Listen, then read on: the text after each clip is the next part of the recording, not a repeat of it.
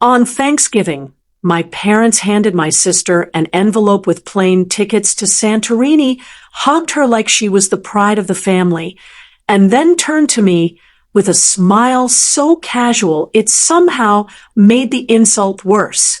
My gift was a $2 lottery ticket.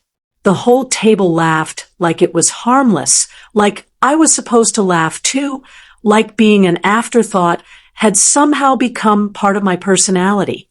Nobody in that dining room knew the ticket would turn into $100 million.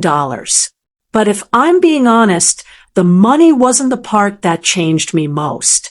What changed me was finally seeing my family clearly, with no more excuses, no more softening the edges, and no more pretending that love and favoritism could comfortably sit at the same table. If you're listening right now and stories like this hit home for you, go ahead and subscribe, like the video, and leave a comment telling me where you're watching from. I always read those, and it means a lot to know how far these stories travel. Now let me take you back to how it all started, because like most family wounds, this didn't begin on Thanksgiving. It just finally showed its face there. My name is Sienna Parker, and for most of my life, I was the daughter people described with words that sounded nice but never felt good. Responsible, easygoing, low maintenance, practical. If you've ever been the one in the family who never asks for much, you already know what those words can really mean. They mean people stop checking whether you're okay. They mean your pain becomes easier to overlook because you don't package it dramatically. They mean everyone assumes you'll understand. You'll adjust. You'll be fine. I was 28, living in Charlotte, North Carolina, working a full-time job in operations for a regional home design company, paying my own rent, handling my own bills, and trying to build a life that felt solid. From the outside, I looked steady. On the inside, I was tired in a way I didn't know how to explain. My parents, Linda and Thomas Parker, lived in Matthews, just outside Charlotte, in the same two-story brick house where I'd grown up. My mother cared deeply about appearances, though she would have called it standards. She noticed linens, shoes, manners, tone, who sat where at dinner, what people posted online, and what the neighbors might think. My father was quieter. He worked in commercial flooring for years, first as a salesman and later in management, and he had the kind of presence that filled a room without him ever raising his voice. When I was little, I thought that made him wise. When I got older, I realized silence can be a shield just as much as it can be strength. He didn't like conflict. More often than not, that meant he let the strongest personality in the room decide what was acceptable. Then there was my younger sister, Ava. She was 26, beautiful in that polished, effortless-looking way that actually takes effort and money and a very forgiving mirror. Ava had always been the bright thing in the room. She knew how to enter a space like she was exactly where the spotlight belonged. She wasn't cruel in a cartoon villain kind of way. That would have been easier, honestly. She was worse in a more realistic way. She had simply grown up being preferred. And after enough years of that, preference starts to feel like fact. She became the daughter my mother bragged about, and my father bent around without realizing it. Ava worked in luxury travel marketing, which was almost too on the nose for what came later. Her Instagram looked like a brand campaign. Mine looked like somebody who forgot to post, unless she saw a dog in a sweater. I wasn't jealous of Ava in the way people assume. I didn't want her face or her wardrobe or her social ease. What I wanted, if I'm telling the truth plain, was to be looked at with the same enthusiasm. I wanted my good news to land in the room with some weight. I wanted my effort to count before I collapsed under it. I wanted my mother to stop introducing me as our sensible one. Like that was all there was to me. I wanted my father to notice when I drove over on Sunday afternoons to fix his printer, reorganize their insurance paperwork, bring groceries when my mom was stressed, or sit at the table sorting donation boxes after church fundraisers because no one else had time. Ava got celebrated. I got counted on. There's a difference, and if you've lived it, you can feel it in your bones. The year that Thanksgiving happened had already been rough around the edges. I'd ended a 3-year relationship in February with a man named Greg who never did anything dramatic enough to be called terrible, but who had a habit of treating my emotional needs like weather delays, inconvenient, unavoidable, and not really his problem. Work had gotten heavier after my department downsized, so I was doing the jobs of what used to be 3 people and smiling through it because my rent was due on the 1st, whether I felt appreciated or not. I had some savings, not much, and I was taking an online certification course at night in project analytics because I knew I needed to level up if I ever wanted more than just surviving month to month. My life wasn't a train wreck. It was just one of those seasons where everything felt a little tight, like I was walking around with my shoulders clenched. That November, my mother called 2 weeks before Thanksgiving and asked if I could come early to help. Ava's been slammed, she said, which was funny because Ava was always slammed in the exact way that somehow excused her from anything inconvenient. I said yes because that's what I always said. I took Wednesday off work, drove to Matthew's with grocery bags in the back seat, and spent most of the day chopping celery, peeling sweet potatoes, polishing glasses, and listening to my mother narrate which relatives were coming, what dishes they were bringing, and how she hoped everyone could just keep things light this year. That phrase should have warned me. In my family, keep things light usually meant do not react honestly when something hurtful happens. By Thursday afternoon, the house looked like one of those holiday catalog spreads that are designed to make your own family seem underfunded. Candles burning, turkey in the oven, silverware aligned like it had enlisted. My Aunt Cheryl was bringing pecan pie. My cousin Logan was driving in from Raleigh. My brother Mason, who was 23 and still had the survival instincts of a raccoon in a thunderstorm, floated in and out of the kitchen pretending not to notice tension because that had become his superpower. I was in a wine-colored sweater, my hair pulled back, makeup minimal, trying not to resent the fact that I'd spent 6 straight hours helping create a holiday that I already suspected I would not actually be allowed to enjoy. Ava arrived 40 minutes late in a cream coat and knee-high boots, smelling expensive and looking rested. She kissed my mother's cheek, handed over a bakery box she almost definitely bought on the way, and somehow received more gratitude for that single gesture than I had for the entire previous day. I watched it happen and told myself not to be petty. Don't make mountains out of molehills. I could already hear my mother saying, but sometimes the molehill has been growing for years, and all you really need is one more shovelful before it becomes impossible to ignore. Ava breezed into the dining room, hugged me lightly, and said, "Cute sweater, Sienna. Sorry, Sienna." Like getting my name almost right was a funny little mix-up. I smiled because at that point smiling was muscle memory. Dinner itself was fine in the way family dinners can be fine when everyone is performing normal. Turkey got passed. Stuffing got complimented. My aunt told the same story she tells every November about the time she burned the rolls in 2009, and my father carved the bird at the head of the table like a man who believed tradition could hold back truth if he just kept his hands busy.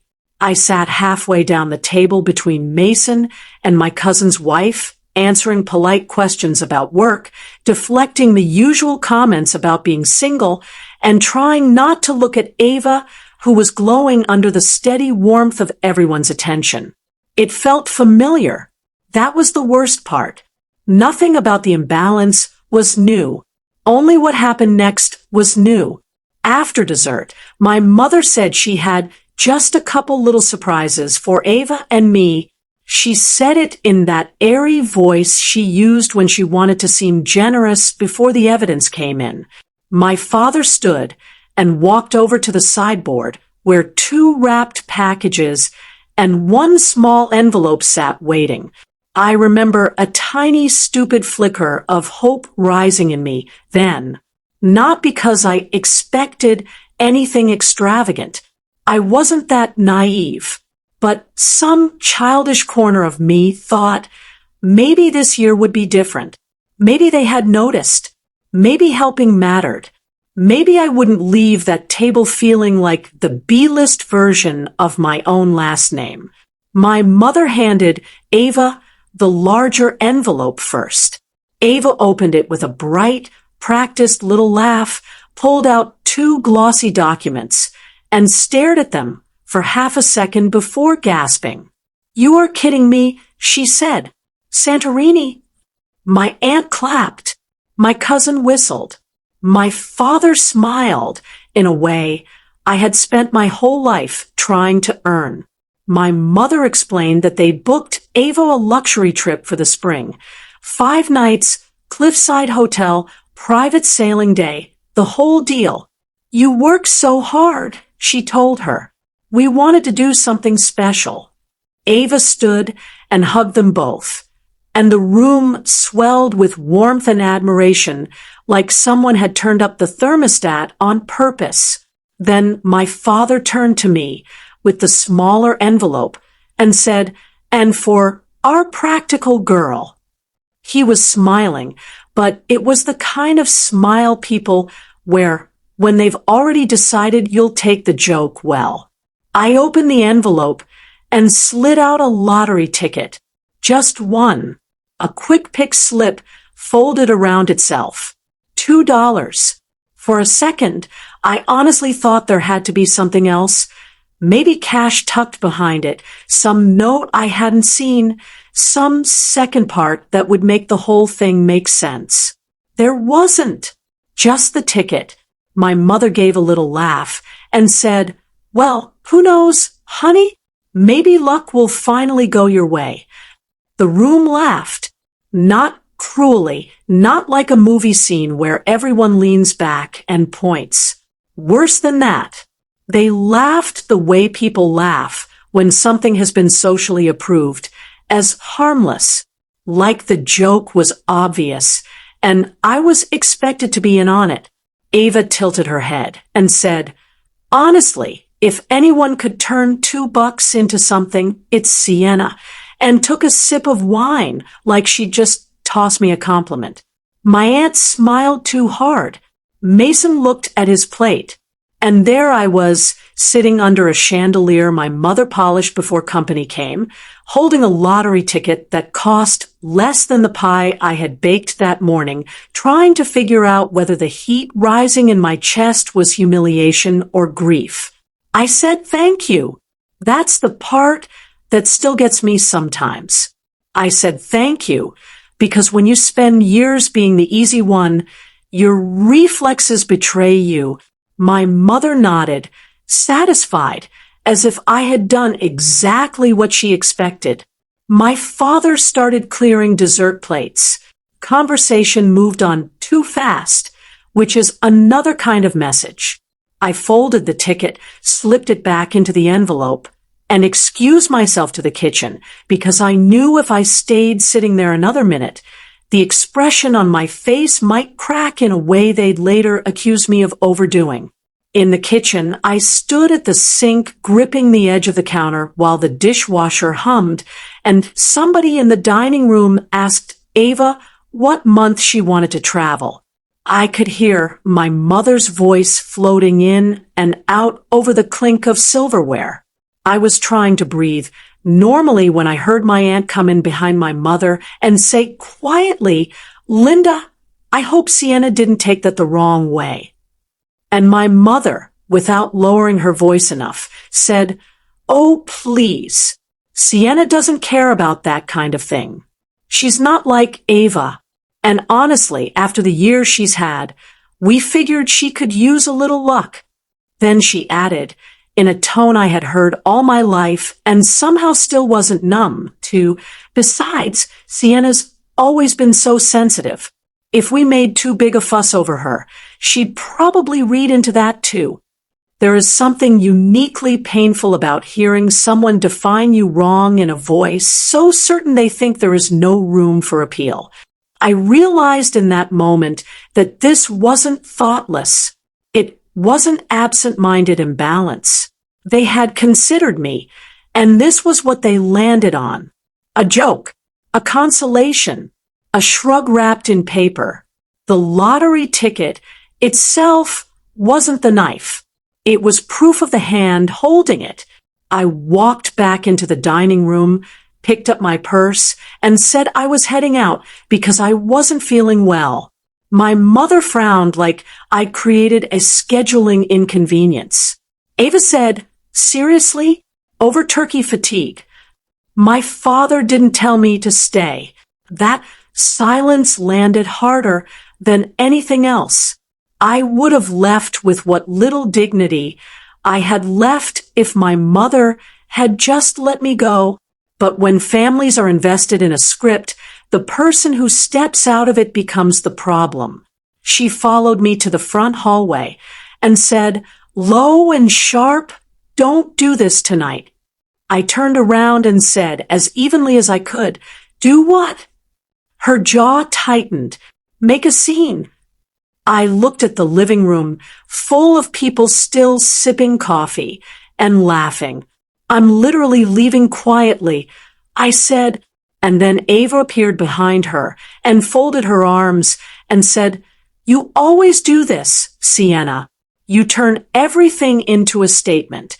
That sentence hit me like cold water because it was such a perfect summary of how they protected themselves. If I hurt, I was dramatic. If I stayed quiet, I was distant.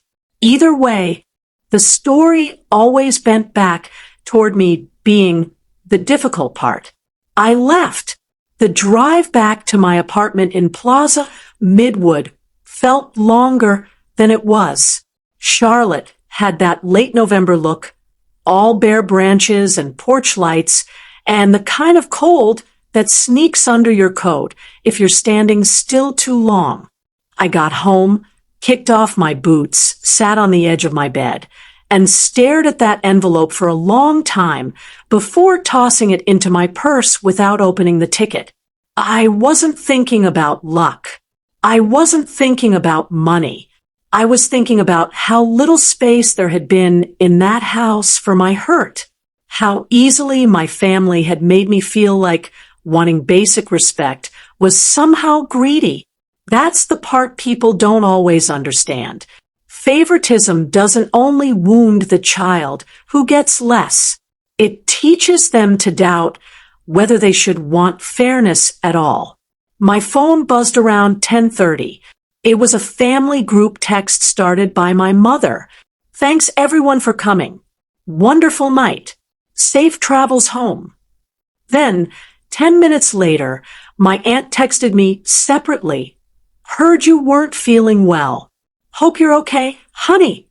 Before I could answer, another text came in from Ava. "You really didn't have to leave like that. Mom's upset and thinks you were embarrassed by the joke. Nobody meant anything by it." There it was, neatly packaged. I had not been hurt. I had overreacted. They had not humiliated me. I had misunderstood. The whole thing had already been swept under the rug, and I was being invited to lie down on top of it. The next day, Brooke came over with Thai takeout and a bottle of ginger ale because she knew I get nauseous when I'm upset, and she was one of those friends who pays attention to tiny details like they matter. Brooke and I had known each other since college, and she was one of the only people in my life who could look at me for 10 seconds and tell whether I was actually okay or just doing a passable impression. She sat cross-legged on my couch while I told her the whole thing, from the Santorini tickets to my mother calling me dramatic on the way out. Brooke didn't rush to fix it. She didn't toss out easy lines like, "They mean well," or "That's just family." She just let the room go quiet for a second and then said, "Sienna, that wasn't a joke. That was a ranking." That sentence got lodged in me like a splinter because it was true. A ranking, not a misunderstanding, not a bad gift. A ranking. Once I heard it that way, a lot of old memories started clicking into place like a lock, finally turning. Ava getting new luggage for college while I got a practical backpack because you never care about labels. Ava's graduation dinner at a steakhouse while mine was at home because you always say you prefer cozy. Ava's mistakes getting explained away as stress while mine got filed under attitude. It had never been one thing. It was the accumulation. Death by 1,000 paper cuts dressed up as family personality. December came in hard and gray. I threw myself into work because that is what some of us do when the emotional floor starts to wobble. I got up, went to the office near South End, handled vendor problems, managed timelines, built reports, came home, and studied for my certification exam at my kitchen table with a blanket over my legs and my phone turned face down. My mother called once, 2 weeks after Thanksgiving, and left a voicemail that sounded more annoyed than concerned. "I think we all need to let this go," she said. "It was a holiday gift, Sienna, not a referendum on your worth." But that was exactly what it had been, whether she admitted it or not. I didn't go home for Christmas. That caused a second wave of family chatter that reached me in bits and pieces through Mason and one overly curious cousin. Apparently, Ava told people I was still sulking. My mother said I needed space. My father, according to Mason, mostly kept quiet and watched football. That hurt in a different way. You can brace yourself against obvious meanness. What's harder is the parent who could step in and doesn't. I stopped calling. They stopped trying with any real effort. It was the cleanest silence we'd ever had. And as ugly as that sounds, it also gave me room to breathe. When no one is tugging on your reality every day, you start hearing your own thoughts more clearly. Somewhere in the middle of January, I found the lottery ticket again. I was cleaning out my purse on a rainy Sunday, dumping receipts and lip balm and old pens onto the coffee table, when the little folded slip slid out of the Thanksgiving envelope and landed face up on the rug. I stared at it for a second, half irritated, half amused by how pathetic it still looked. $2 worth of family comedy. I almost threw it away. Then I thought about my mother saying maybe luck would finally go my way, and some stubborn little impulse in me said, "Fine. Let's at least see how the joke ended." I didn't even understand what I was looking at first. I pulled up the lottery website, typed in the numbers, and then checked them again because my brain refused to process the match. Every number lined up. All of them. I remember sitting back on the couch, so slowly it felt like my body was moving underwater. My heart wasn't racing. It was pounding in these huge, heavy beats that made the whole room seem too quiet. I refreshed the page. I checked the date on the ticket. I checked the drawing date again. I compared numbers a third time. Then I called the hotline on the state website with hands so cold I nearly dropped my phone. The woman on the line was calm in a way that made the whole thing feel even more surreal. She confirmed it. The ticket was valid. The prize was real. $100 million. The number itself felt abstract, like trying to imagine the edge of the ocean if you've only ever seen lakes. I had never had more than $11,000 in savings at one time in my life. My rent was $1,800 a month. I bought coffee based on whether I'd had a good paycheck that week. $100 million was not just money. It was psychological weather. It changed the shape of every thought in the room. But before anything else, before I even cried or laughed or called Brooke, the first thing I felt was fear. Not fear of the money. Fear of what people would become around it. I called Brooke first because I trust her more than almost anyone on earth. And because if I didn't say the words out loud, I was going to start wondering if I'd had some kind of stress-induced break. She came over in 15 minutes wearing mismatched socks and no mascara, sat on my couch, checked the numbers herself, and then just looked at me like the laws of gravity had changed in front of her. Okay, she said finally, you need a lawyer before you need a thought. It was the most Brooke sentence imaginable, and it was exactly right. That's how Caleb Foster came into my life. Brooke's cousin worked at a law firm uptown and recommended Caleb because he specialized in asset protection and had a reputation for being discreet, unshakable, and not easily dazzled. I met him 2 days later in a conference room with windows overlooking Tryon Street. He was in his early 30s with a navy tie, steady eyes, and the kind of calm that didn't feel rehearsed. He congratulated me once, professionally, and then spent the next 90 minutes walking me through legal steps, security concerns, privacy options, tax consequences, and why the first thing I needed to do was not tell anybody until a structure was in place. He didn't talk down to me. He didn't act like I was lucky and therefore unqualified to be taken seriously. That alone made me trust him more than he probably realized. For the next several weeks, my life became a strange split-screen existence. In one frame, I was still me, going to work, sitting in meetings, comparing grocery prices, studying at night, answering emails. In the other, I was signing papers with lawyers and financial planners, setting up a trust, choosing privacy measures, learning words like diversification and fiduciary duty faster than I'd ever wanted to.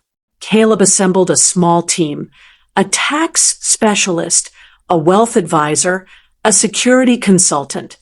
And every person in that room treated me not like some small-town Cinderella, but like a client whose life had suddenly become a lot more complicated.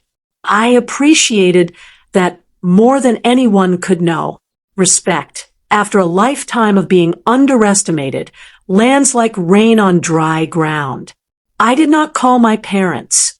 I did not call Ava. I did not call Mason. A few times I caught myself reaching for my phone, anyway, almost from habit. Then I picture that Thanksgiving table. The laughter, my father's practical girl, my mother's smile, and I'd set the phone back down. This wasn't about revenge. It wasn't even about punishment. It was about protecting something before other people put their fingerprints all over it. Caleb had warned me that big money doesn't just attract requests. It attracts entitlement. It attracts revisionist history.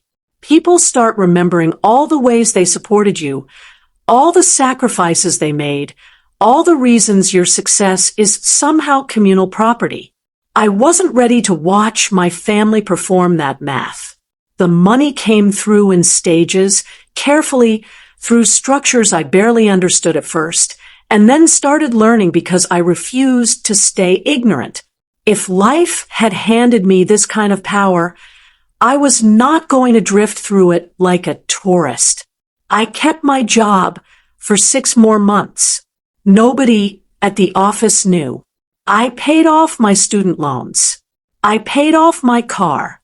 I renewed my lease instead of moving immediately because I didn't want flashy changes to announce anything before I was ready.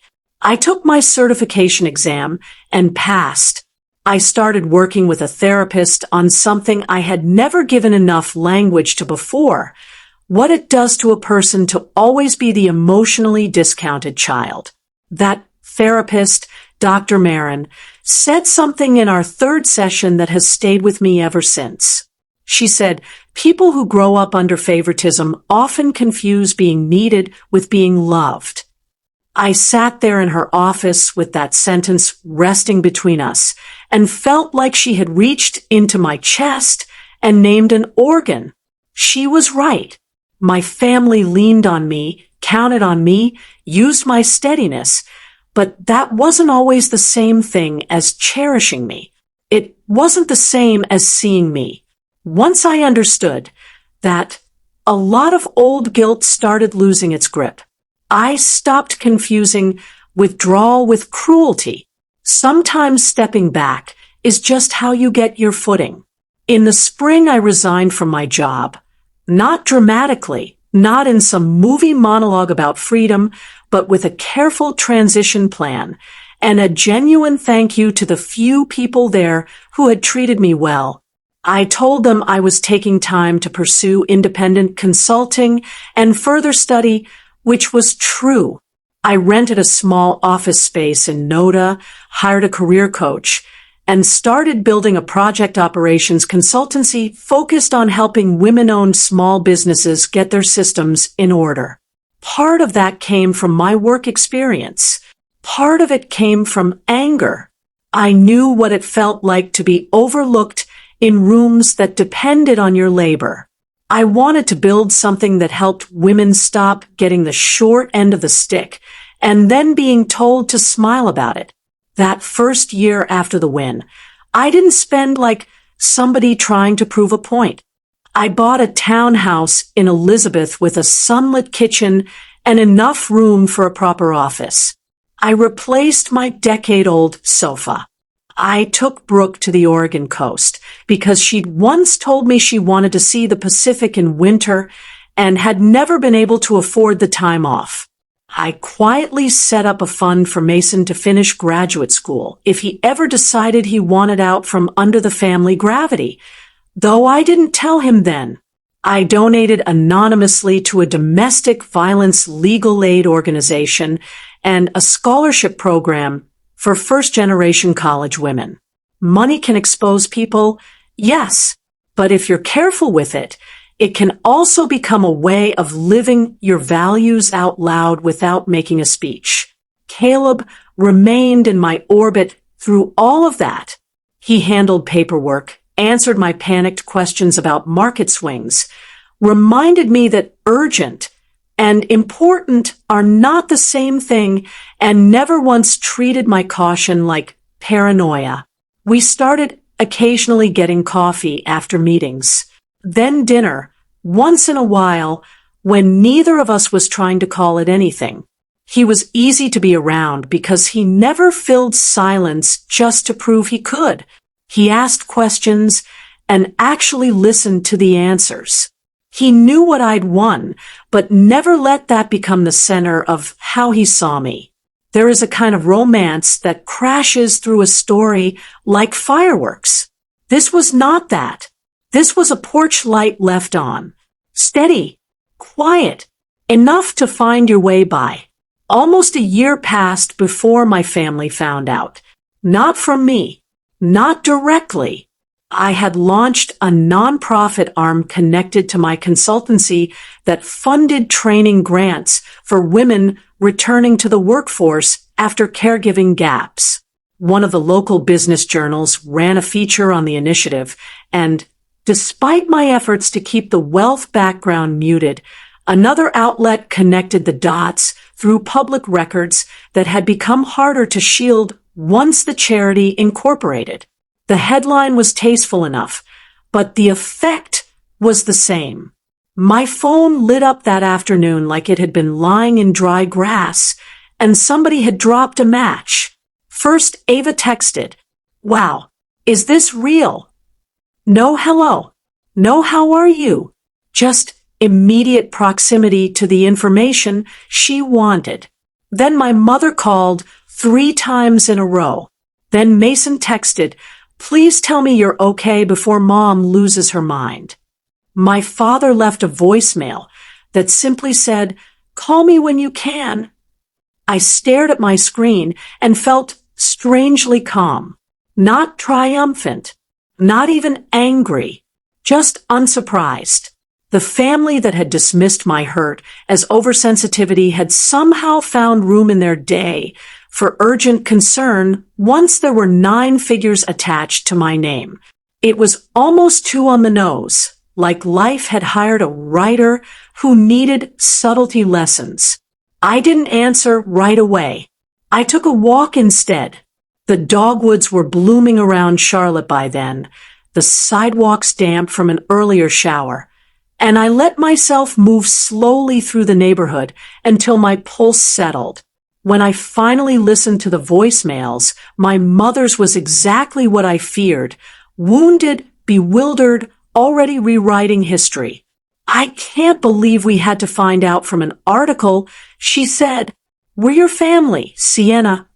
That word family landed different now, less like a shelter and more like a claim.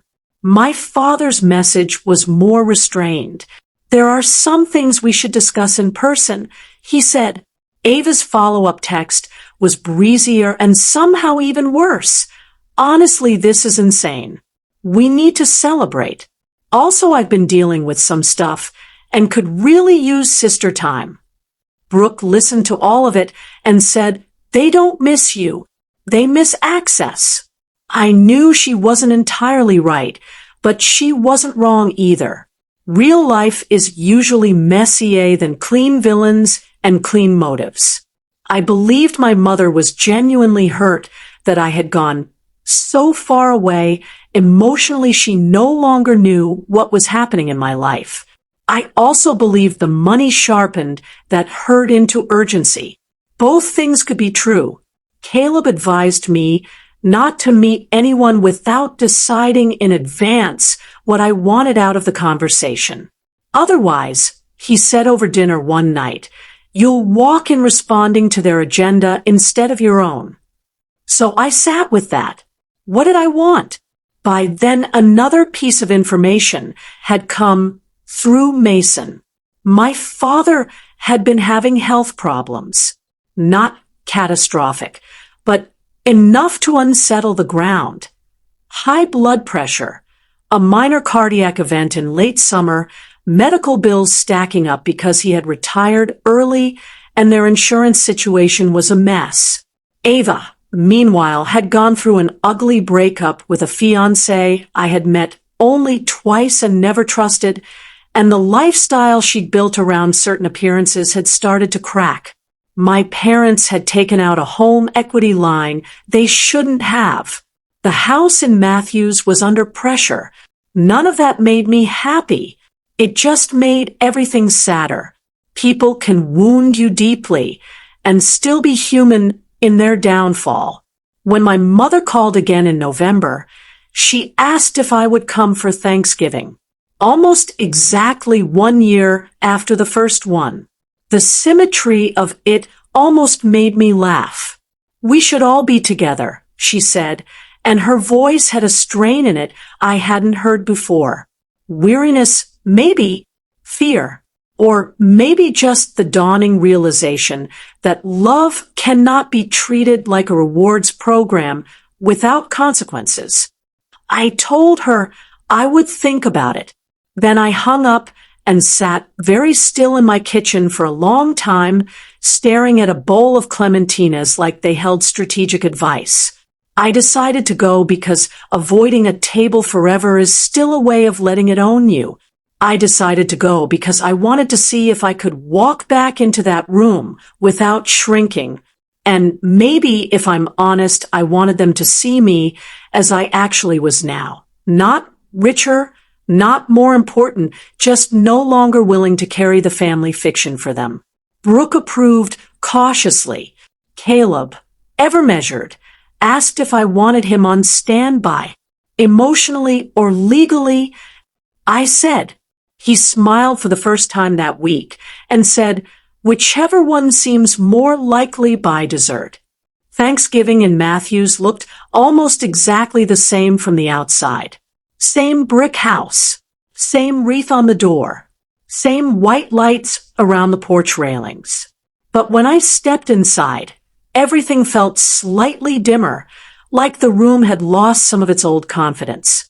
My mother hugged me first, too tightly and too long, which told me she was nervous. My father kissed my cheek and said, "You look well, the way people do when they mean more and have no vocabulary for it." Ava came in 10 minutes later in an expensive coat that somehow couldn't hide how rattled she looked. Mason gave me a quick, awkward hug that I appreciated more than he probably knew. No one mentioned the article right away. That's another family trick. Leave the elephant in the room long enough, and maybe it turns into wallpaper. We ate first. Turkey, dressing, green beans, the same menu as always. My mother moved around the table performing hospitality at full strength, but I could feel her glancing at me when she thought I wasn't looking. My father drank less than usual. Ava kept checking her phone. At one point, my Aunt Cheryl asked me how work was, and I answered calmly, talking about the grant program and the women we'd helped train into better-paying jobs. My mother interrupted to tell the table how proud they all were of me, and the sentence hung there so politely that it almost disguised how new it was. After dessert, my father cleared his throat and asked if we could all stay seated for a minute. There it was. I folded my hands in my lap and waited. My mother looked at me with eyes already shiny, and Ava stared at the rim of her coffee cup. My father said, "We haven't handled some things well." It was the closest I had ever heard him come to opening a door without being pushed. My mother picked up from there. She said, "We know that Thanksgiving last year hurt you. Not what we did, not how we treated you, just that it hurt me as though pain had materialized out of nowhere." I noticed that. I notice things now. Ava was the first one to say the money out loud. "I think," she said carefully, "what everybody's trying to say is that we had no idea you felt so." She stopped, searching for a word that wouldn't indict her too sharply. "Dismissed," I offered. The room went still. My mother's mouth tightened. My father looked down. Ava nodded once. "Yeah," she said quietly. "That." I let the silence stretch because silence, used honestly, can do more work than a raised voice ever will. Then I said the thing I had come there to say. The truth I had been carrying for a year like a stone in my pocket. It was never about the $2. I told them. It was about how easy it was for all of you to make me feel small and then expect me to be gracious about it. It was about watching Ava be celebrated while I was turned into the joke that made the room comfortable. It was about hearing Mom say I didn't care about things like that, when what I've cared about my whole life is being treated like I matter in this family. Nobody interrupted. Even my Aunt Cheryl, who could normally talk over a tornado, stayed quiet. I looked at my father next because his silence had hurt me longest. "And you?" I said, still calm, still steady. "You always act like doing nothing keeps the peace." It doesn't. It just protects whoever has the most power in the room. I kept waiting for you to notice what was happening. I kept waiting for you to say one honest sentence in my defense. You never did. He took that like a man feeling the floorboards creak under his own weight. His eyes reddened, and for a second I saw not authority but regret. Then I turned to Ava. You were not responsible for every choice they made, I said, because truth matters most when it's precise. But you benefited from being favored for so long that you stopped seeing it. Last year when I got hurt, you didn't ask why. You told me I was making a statement. That's the problem. In this family, my feelings were always treated like strategy. Like if I was upset, it must be because I wanted attention, not because something actually happened. Ava blinked hard and looked away. For the first time in my life, I watched her realize charm was not going to get her out of the room. My mother cried then, quietly, not theatrically. We didn't know it had gotten this bad, she said. I almost laughed, not because it was funny, but because it was such a perfect family sentence. As though favoritism had been a plumbing issue, no one noticed until the ceiling collapsed. You knew enough, I said gently. You just thought I'd keep absorbing it. She covered her mouth with her fingers, and I saw shame move across her face in a way I had not seen before. Real shame, not embarrassment. There is a difference. Embarrassment asks how this looks. Shame asks what this says about me. Finally, my father spoke. I should have stopped that gift, he said. The words came out rough, scraped clean of polish. The truth is, I didn't think it through, because I assumed you'd be okay. I've been doing that to you for years. There it was. Not perfect, not poetic, but honest. My mother nodded through tears. Ava whispered, I'm sorry. And in her voice there was something I had never really heard from her before. Not self-defense, but humility. A year earlier, I would have grabbed at those apologies like a starving person. But healing had changed me. I didn't need to swallow every late offering just because it had finally appeared. So I stayed where I was and said, I appreciate hearing that. I really do. But I need you to understand that my forgiveness is not going to look like pretending this didn't shape me. And it's not going to look like going back to how things were. I don't want a dramatic family reset. I want honesty, consistency, and boundaries. Otherwise, we're just decorating the same broken wall. My aunt exhaled softly. Mason stared at me with an expression I can only describe as startled respect. That was when my mother, visibly bracing herself, admitted the second reason they had wanted me there. The house was in trouble.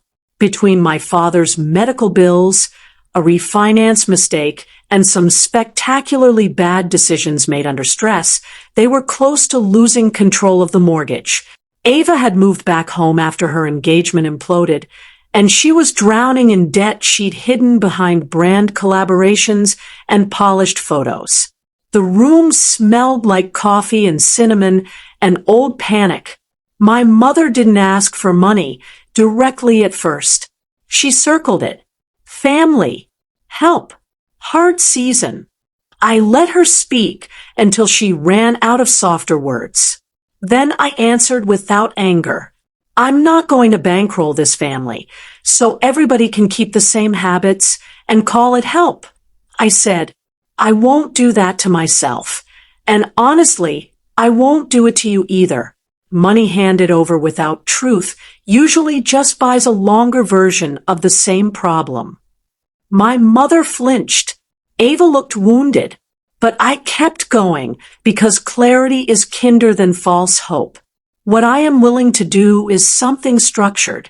I will pay for Dad to work with a medical billing advocate and a financial planner I trust. I will cover the cost of getting the mortgage reviewed by someone competent and independent. If the numbers make sense, I'll help stabilize the house through a trust so no one can misuse it. And Ava, if you want out from under your debt, I'll pay for a financial coach and short-term housing somewhere else, but I will not fund your lifestyle." Ava opened her mouth, closed it, and then said quietly, "That sounds fair." That may have been the most grown-up sentence she had ever spoken in my presence. My mother looked stunned, maybe because she had expected either punishment or rescue, not boundaries. My father sat back in his chair and rubbed his forehead like a man who had finally met the cost of years spent taking the easy road. "You'd still help us after all this?" he asked. I met his eyes. "I'm helping because I get to decide who I am," I said. "Not because what happened was okay." Something changed in the room after that. Not magically, not cleanly, but the performance dropped. Ava admitted she had spent years trying to keep up an image she couldn't actually afford.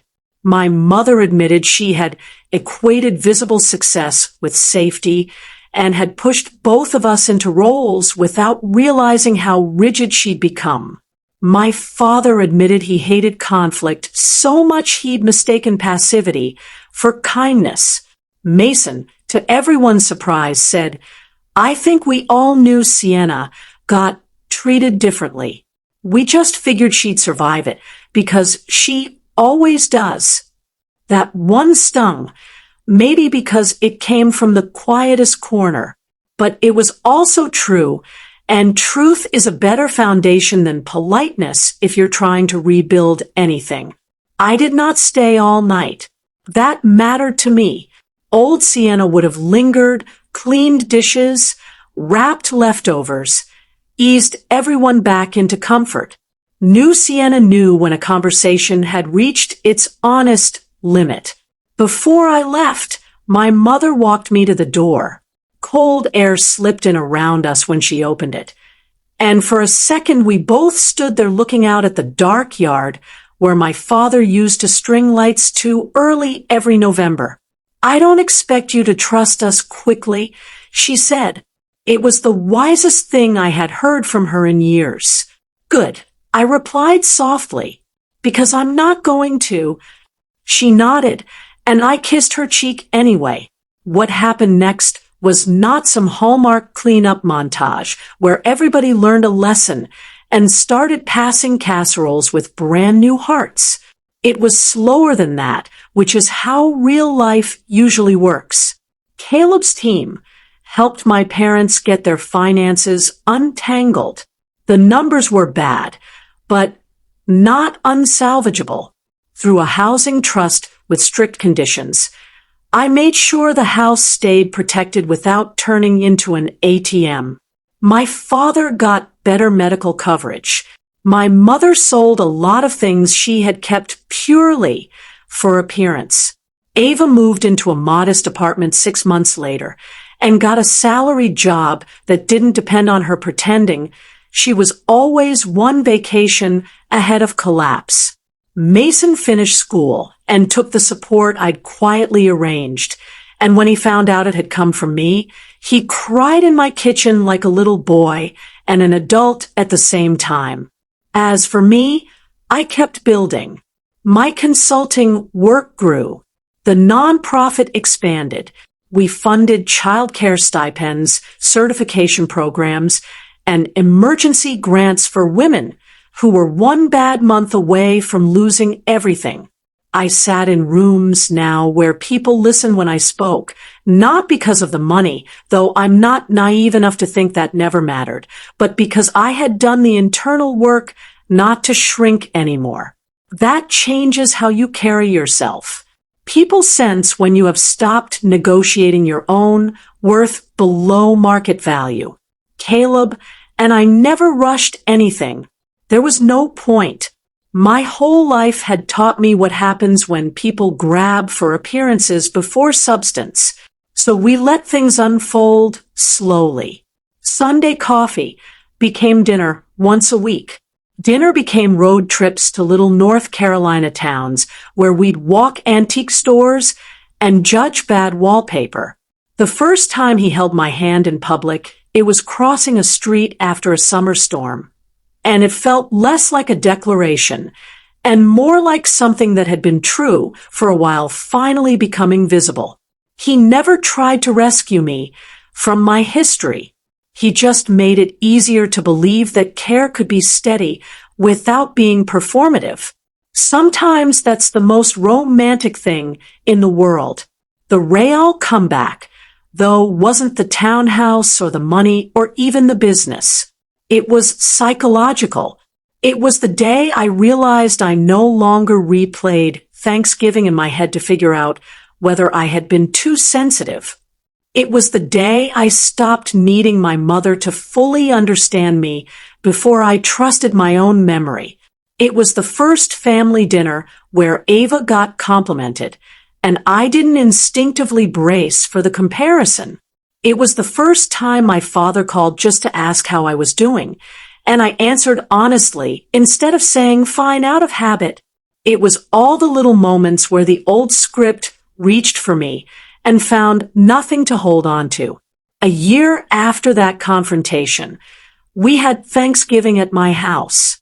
Not because I was trying to stage some symbolic revenge scene, but because my kitchen was bigger and, frankly, I trusted my own table more than the old one. My mother brought rolls. My father brought wine. Ava showed up on time with flowers she had actually remembered to buy in advance. Mason carved the turkey badly and laughed at himself without turning it into a crisis. Brooke came too because she had earned permanent holiday status in my life, and Caleb sat beside me, warm and quiet, his knee brushing mine under the table. At one point, my mother looked around the room and got tears in her eyes. I knew what she was seeing.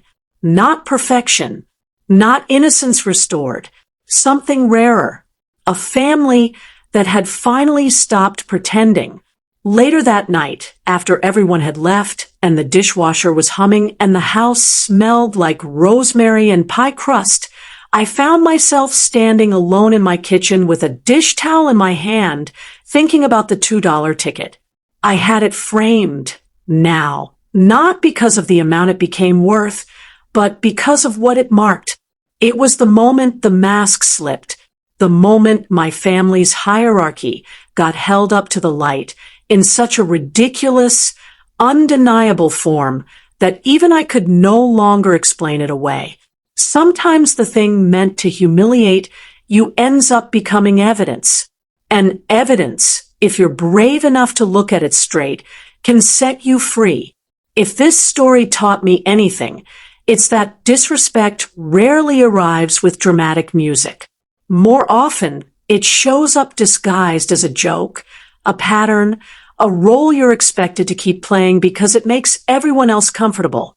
And if you're the kind of person who loves deeply and adapts quickly, you can lose years trying to earn tenderness from people who only know how to lean on your strength. The lesson wasn't that money fixed my life. It didn't. The lesson was that clarity did. Once I stopped minimizing what hurt, I stopped betraying myself just to keep the peace. That was the real turning point. The rest was logistics. And if you want to apply anything from my story to your own life, start small but start honest. Pay attention to patterns, not excuses. Notice who gets celebrated and who gets used. Notice whether love in your life comes with respect or just reliance. If someone keeps hurting you and then calling your reaction the problem, that's not misunderstanding. It's a system. You do not have to scream to break that system. You do not have to become cold, cruel, or bitter. Sometimes the strongest thing you can do is step back, get your footing, build your own life quietly, and return only if you can do it without abandoning yourself. Boundaries are not revenge. Self-respect is not selfish. And healing is not pretending it didn't happen. Healing is remembering exactly what happened and still choosing a future that does not belong to the wound. So yes, my parents gave me a $2 lottery ticket on Thanksgiving, and they gave my sister a luxury trip. And yes, I won $100 million. But the part of the story I carry closest is this: they handed me something meant as a joke, and I turned it into a life where I no longer needed their approval to feel valuable. That's the kind of fortune nobody can gift you, and nobody can take away.